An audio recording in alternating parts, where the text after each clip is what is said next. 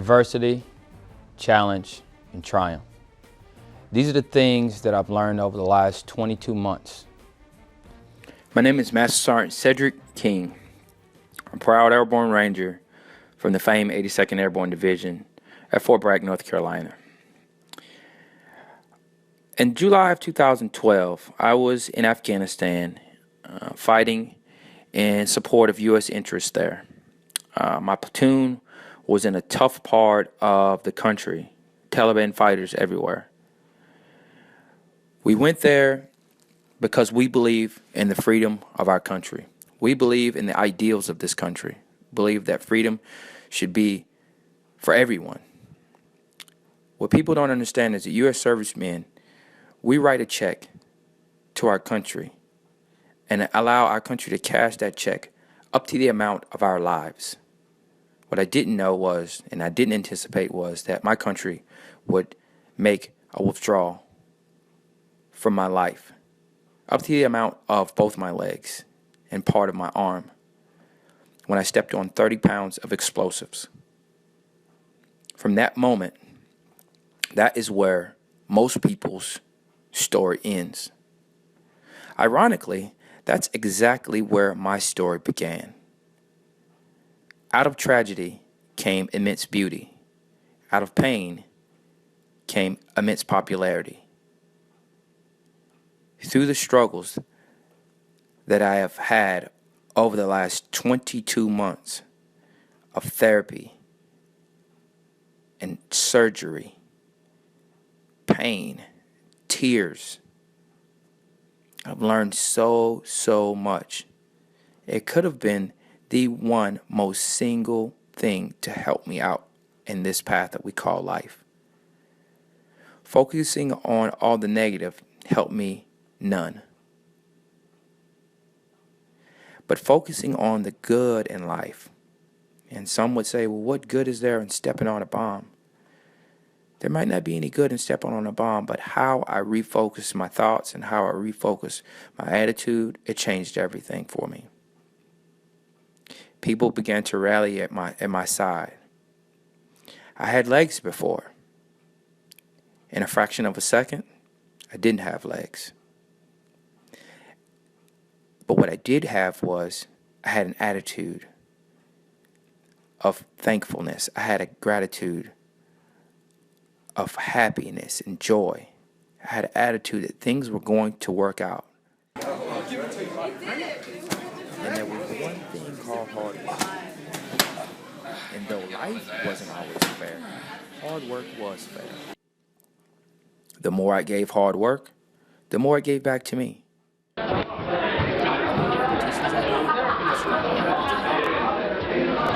stronger I became, the better and higher my thoughts began to think.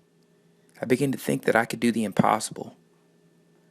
Not just because of doing the impossible, just to do it, but to do the impossible to show others that if I can do it, then they can do it. How does he run 10 miles? How does he run a half marathon? Where does he get that energy from? I don't know. But I do know that hard work always was the fair. It was always the fair ingredient in the equation. It was always the fair ingredient in the recipe. The harder I worked, the more fair it was. I began to have thoughts that I could climb mountains with able-bodied people. See, we're all challenge athletes. Not just people that have lost their legs, or not just people that are confined to wheelchairs, but we're all challenge athletes. Someone might have a mental hurdle to overcome, or Achilles injury to heal.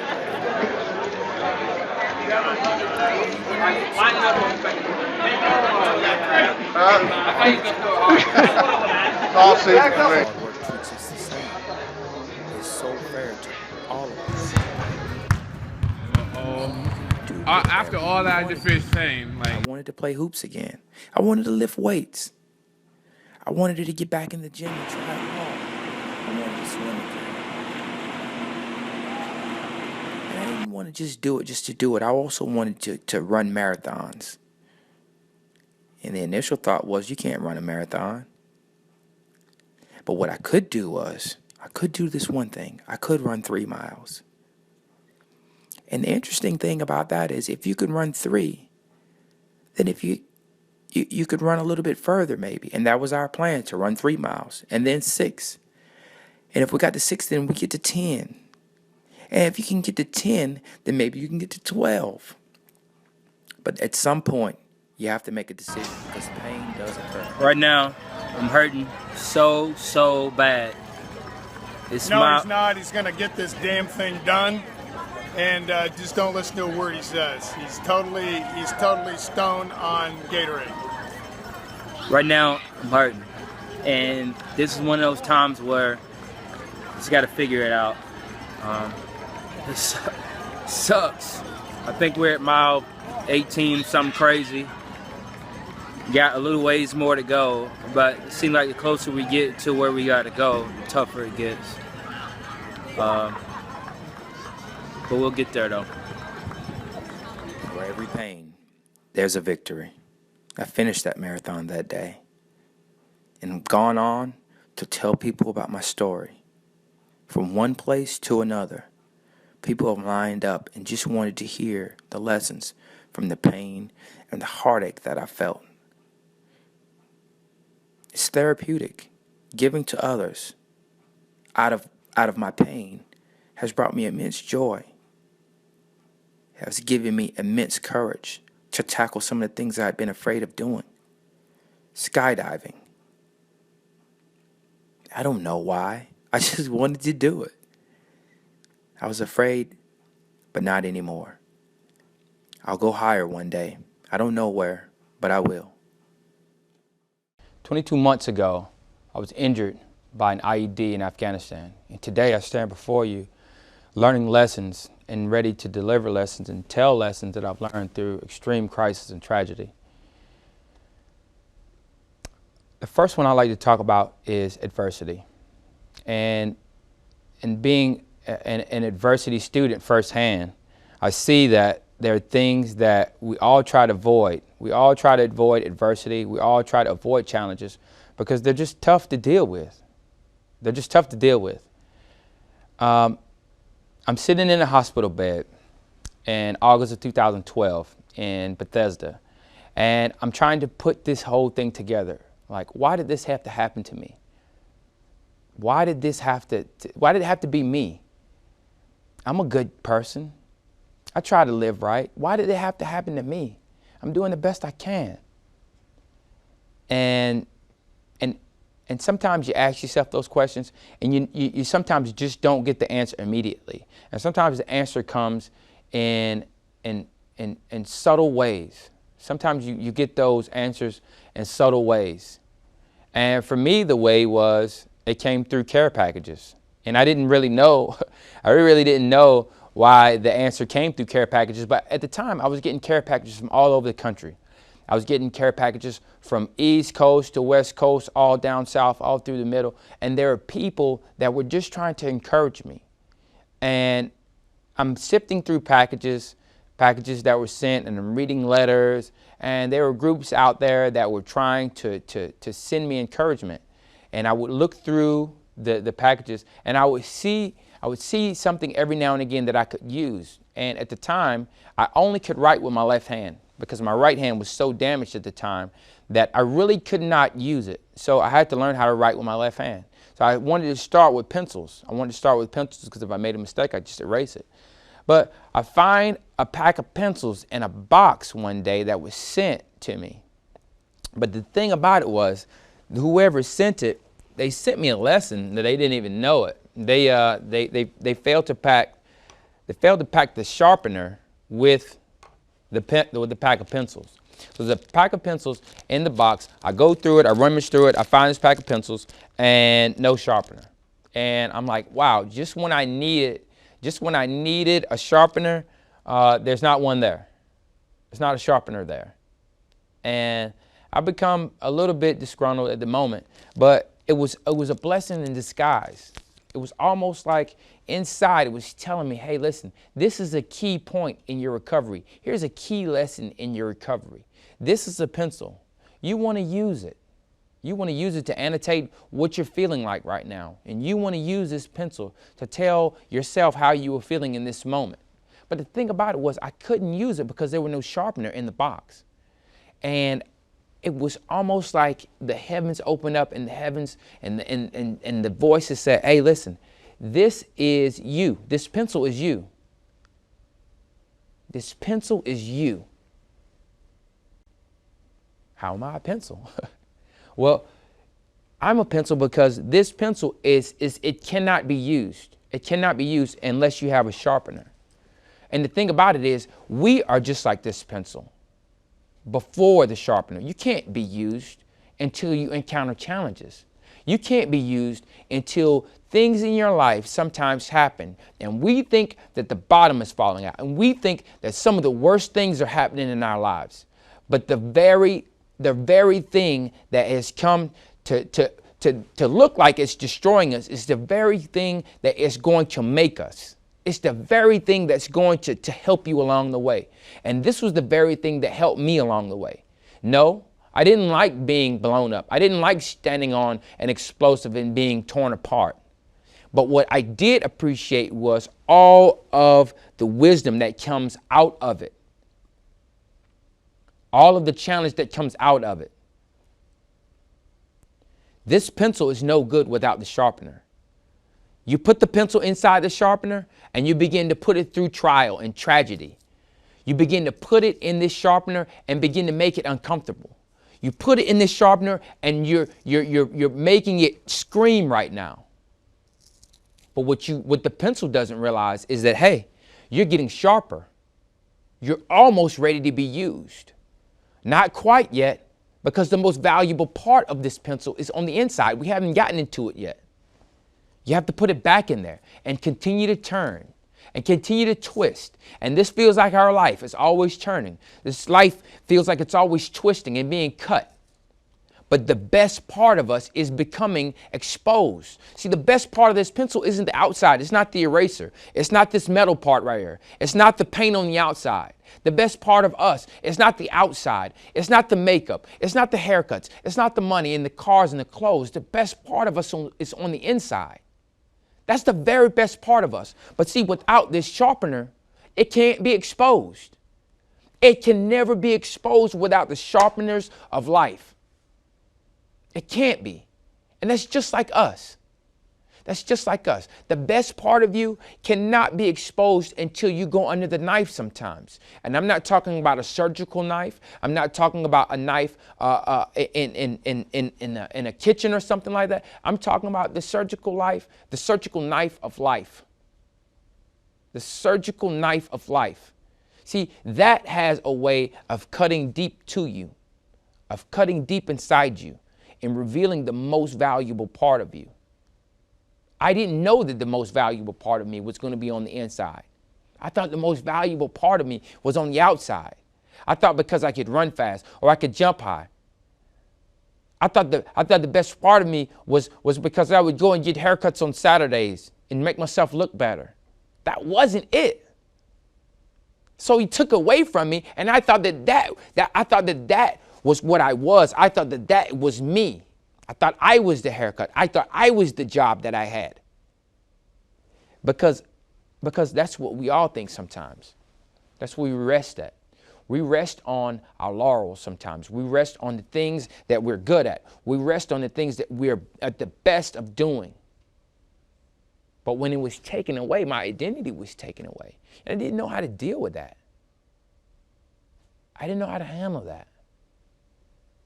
So that adversity is not coming as a foe. The adversity is not coming as an enemy. It's actually coming as a friend. And if you could look at it like that, if you could approach it like that, if you could approach the adversity as a friend and not a foe, and ask yourself questions like, what is this coming to teach me? Not what is it coming to take away from me, but what is it coming to teach me? Life would turn into an amazing journey.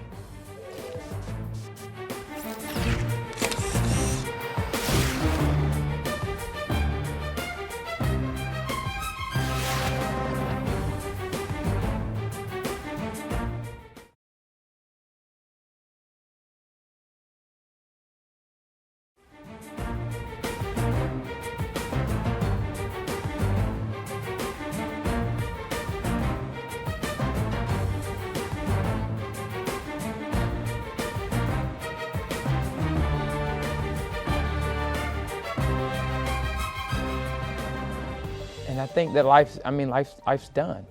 I think life is done. I do. I remember it just as soon as it's just good as you said. I remember the point of impact, the moment that I stepped on it. I can remember putting all my weight on this right foot, and I can remember a terrible explosion. I remember it was almost like a hand lifted me up and threw me back about 20 feet.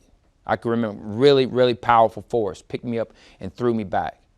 And I can remember dust flying everywhere. I can remember my ears. There's an intense ringing. It's ringing right now in my ear. And I can remember this intense explosion. I can remember being super, super duper hot. You know, a lot of people that have been shot before, they say it gets, the bullets are really hot. Well, the shrapnel is pretty hot too. It's pretty hot, and you feel like, you know, you're being poked by, you know, like an iron or something like that, or being touched by fire or something. But it's all over your body. I didn't look down initially because I said, I hope to God that it's not what I think it is. It is not what I cannot be what I think it is. And I hope that it's not anybody else that's hurt. I look down and it's exactly what I think it is. And I look down, I look at my arm, there's blood everywhere. There's blood everywhere. Everywhere I can look around at this point. I'm laying down on my back, but everywhere I look is blood, and it's my blood. I can remember me being totally focused on, at that moment, I'm more upset that I don't get a chance to fight back, and I have to just lay there and watch my men fight the insurgents. That's what I'm more upset about initially. Not thinking about, hey, look, man, you need to be focused on you about to take your last breath. But I don't know it at that point. I'm actually trying to stand back up because I'm hoping it's just my leg that's broken. But it's not. My legs are mutilated at this point, and my arm is mutilated at this point. That's what that moment felt like. That moment in time. Guys are running up to me. My guy, like 4 or 5 guys initially that were right there, they run over to me and they start putting tourniquets on because I'm bleeding everywhere at this point. And the blood is just like pouring out.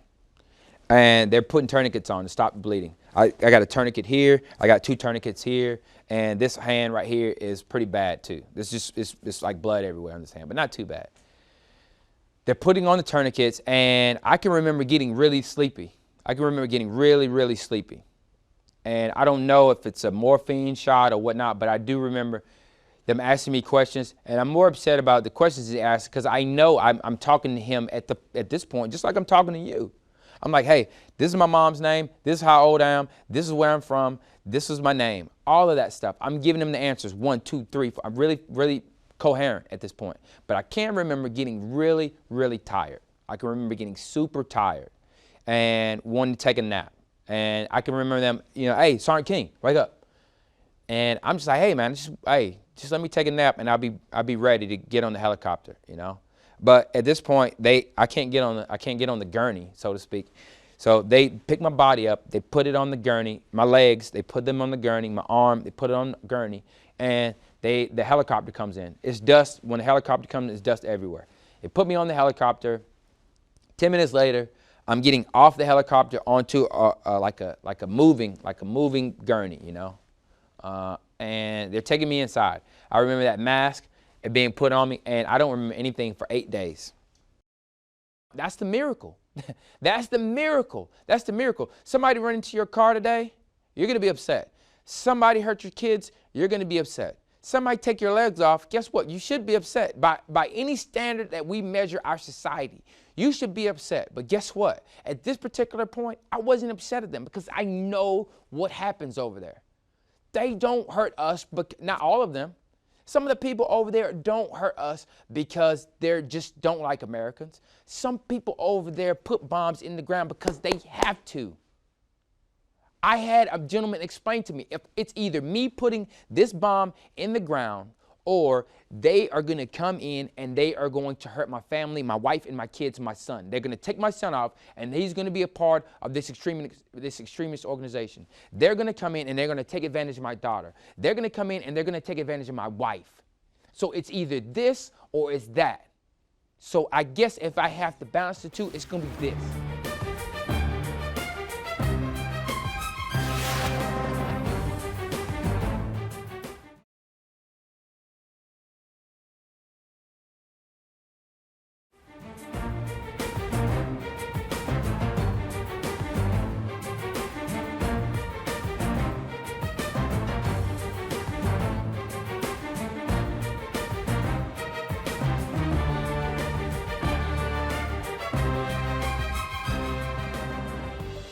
These are the things, this is what's so beautiful about life. This is what's so beautiful about life. I've had it almost taken away. And you don't have to get life taken away from you to appreciate it. But guess what you do have to have? You have to have perception. You have to have the right attitude about life. Understand this. Life is priceless. This dollar amount, it has a certain price. And when you get up to that certain price, then that's it. When you get up to $20, then it goes away. But life is priceless. There's no amount of money that you can pay for another day of life. If they say tomorrow you're checking out, guess what? There's no amount of money that you could pay to get another day back. That means, guess what? It's priceless. But if life is about to be taken away from you and you know how valuable it is, then you're going to treat it like it's valuable. I wake up every day knowing that, hey, I can give my daughter a piggyback ride again. I can give my wife a hug again. I still have the opportunity to do that. I still have the opportunity to call my mom and tell her, I love you, Mom. I can walk up behind my wife can still make me my favorite dessert. She made it last night. And I can still enjoy it with my family. We can still play Monopoly tonight if I want to. Somebody doesn't have that opportunity. No, I can tell you exactly what it means. This is what freedom is. In America, this is us. We're like the water inside this bottle. We're like the water inside this bottle. And the water inside this bottle has no clue that if it gets outside of this bottle, that it's going to spill everywhere. It's going to make a mess. But we are protected inside this country by our armed forces, servicemen and women. We are, so to speak, the cap from people coming in and us going out and being hurt. We stand in the gap every single day. I shed blood in Afghanistan so that I and my fellow other Americans won't have to shed blood here on American soil. The military is the quintessential element that stops bloodshed from being spilled here. We buy freedom with blood. It's very gory, but it's the truth.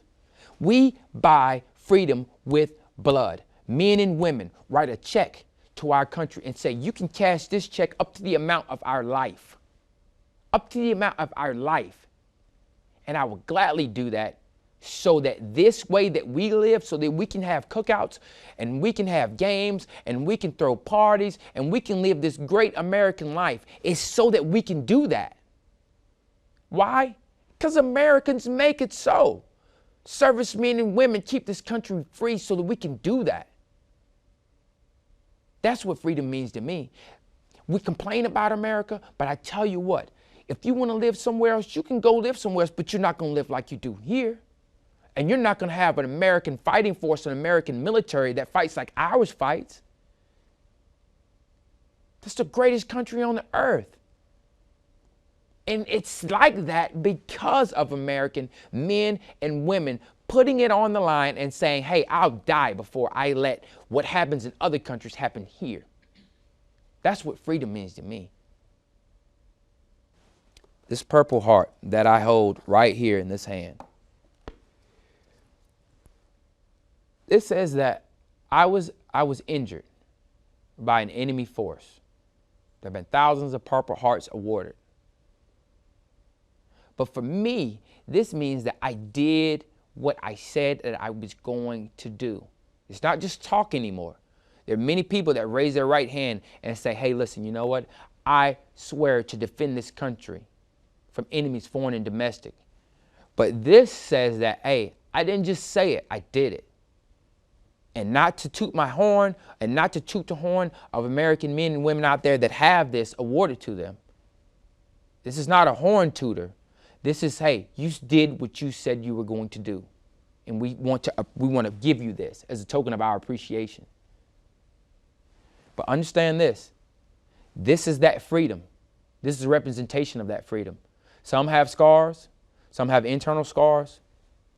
But this is a representation of what we said we were going to do. We take a bullet for this country. We lose a leg for this country. We lose an arm for this country. We lose a life for this country.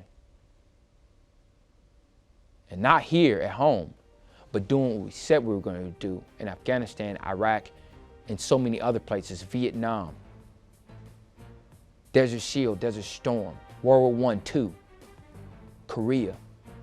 Men and women, they said they were going to do this, and they followed up with it. Their actions were the same as their words. That's what this country's built on. You say it and you do it.